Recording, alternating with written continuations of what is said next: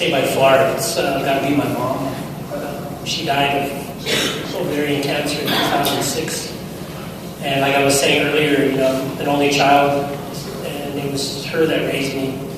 She played both roles as the father and the mother for me. And she worked 32 years at the Los Alamos Laboratories in Los Alamos, New Mexico.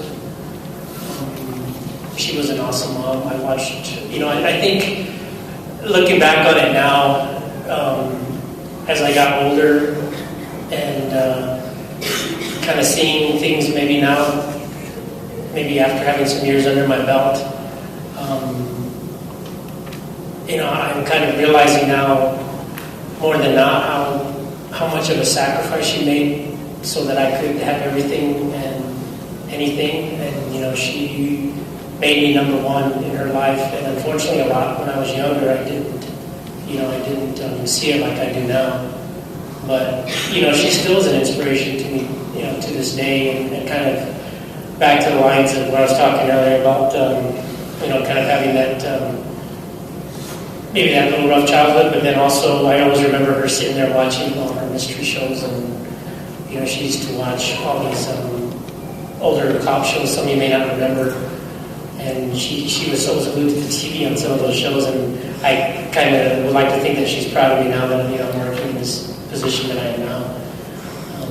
But, you know, she was always number one in my life, and she always will be.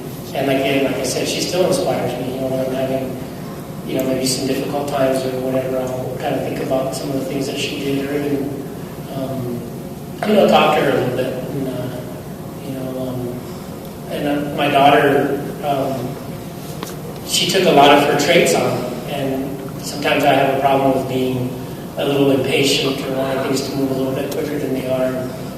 I think she took that on, whether maybe my mom passed the torch to her, but she's got so much patience and more tolerant than I am, and sometimes she reminds me that I'm going a little too fast or to slow down in her own way, and it just kind of comes through for her. So it comes through for my mom, down through her. So anyway, that's who my inspiration is my mom.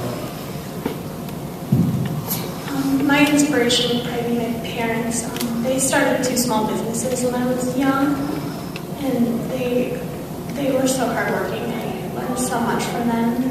But they also worked hard, but they made time to go in the mountains and have fun and teach us how to ski, and they always made time for family. So it's really nice that I got to learn that balance from them. Mine is my dad. He raised 3 kids and my mom, who didn't work. And he busted his butt for all of us, and that's probably why I report, because my mom didn't work either. But yeah, just my dad. He worked really hard, but he died at the age of 56, and I know he'd be proud of me today. Probably my father. As far as the teaching aspect, I'm always falling back on how I was raised and how my father dealt with my brother, or myself, my brothers, and my sisters. But aside from my father, I would say it was many great teachers that I had along the way that I sought out. So I had great teachers along the way. I had teachers that weren't so great. But there were, I still find myself emailing my high school band director and just saying, thank you for putting up with my garbage and my attitude and not giving up on me as a punk butt little snot that I was when I was in high school, thinking I was going to be a rock star, and you still took the time to educate me and treat me with respect. And I do that as well with my private instructor that I had in high school. Aside from the teachers, I would say many of the musicians, because when you're a professional musician, you're not just playing with your peer group.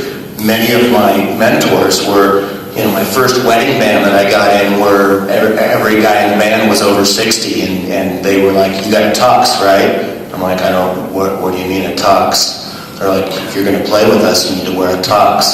And they taught me the ropes. And so I would learn from these mentors, which at the time I didn't realize they were mentors, but they were showing me the ropes of the professional musician. And without them and just jamming with my buddies and growing up, I would have never learned to be a professional. I would have been kind of a punk playing music.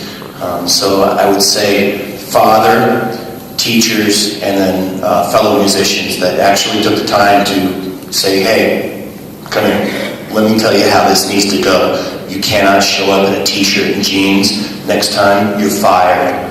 But because you're young, I'm going to give you a chance, and we're going to let you learn. So, those types of people along the way that took the time to actually educate me, because I've also played with musicians who basically don't care to teach you, don't care to pass on the art form or any elements of being a professional. So all those people throughout my life, they've all been an inspiration to me. I find myself throughout my life kind of going, that's right, I couldn't even remember that name, that person, that one band that kind of pulled me aside and told me how it is. And then now that's what I'm teaching my students. So people like that. I'd probably say the biggest influence so far has been my parents. Kind of inherited my work ethic from both of them, which is, going back to your point, one of the biggest things you can do is just show up and work hard and try to learn, no matter where you're at. So I picked that up from them. My mom was a high school math teacher, so picked up some of my science and math ability from her. Got my ability to communicate with people probably from my father. That was the biggest gift he gave me. And then one of the biggest things they ever said is that you can learn something from everyone you meet. Doesn't matter who they are, doesn't matter what position they're in, you can learn something from everyone, even if it's how to not be a bad example. So there you go.